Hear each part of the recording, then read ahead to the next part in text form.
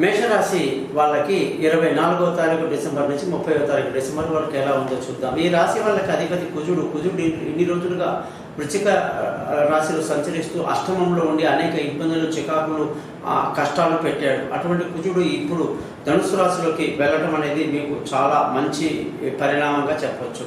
ఈ విధంగా కుజుడు వారం ఎండింగ్లో వచ్చేసి ధనుసు రాశిలోకి రావటం అనేక శుభ సూచనలు, అనేక సంతోషకరమైన విషయాలు, మనసు ఆహ్లాదకరంగా ఉంటుంది. అనుకున్న పనులు అనుకున్నట్టుగా పూర్తి అవుతాయి. అలాగే సంతోషంగా ఈ వారం గడుపుతారు.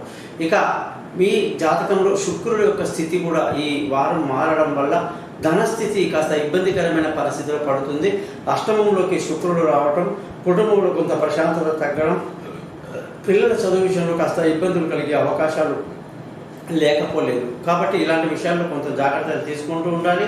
ముఖ్యంగా విలువైన వస్తువులు, భూములు, వాహనాలు, ఇతరత్ర ఆస్తులు కొనడానికి బాగుంది.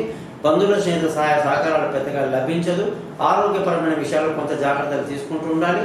పిల్లలు విదేశాలకు వెళ్ళే వాళ్ళకి మంచి అవకాశాలు బాగున్నాయి. అలాగే దూర ప్రయాణాలు కలిసి వస్తాయి.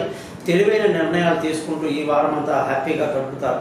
ఇక భార్యాభర్తల మధ్య చిన్న చిన్న గొడవలు, ఇబ్బందులు అన్నీ కూడా ఈ శుక్రగ్రహం యొక్క మార్పు వల్ల జరిగింది. కాబట్టి అలాంటి విషయాల్లో భార్యాభర్తలు జాగ్రత్తగా ఉండడం మంచిది. పార్ట్నర్షిప్లో కాస్త ఇబ్బందులు ఉంటాయి. అదృష్టం బాగుంది.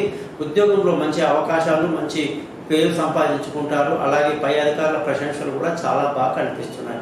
వ్యాపారస్తులందరికీ కూడా వ్యాపారంలో మంచి లాభాలతో ఈ వారం అంతా కూడా చాలా ముందుకు వెళ్తారని చెప్పవచ్చు.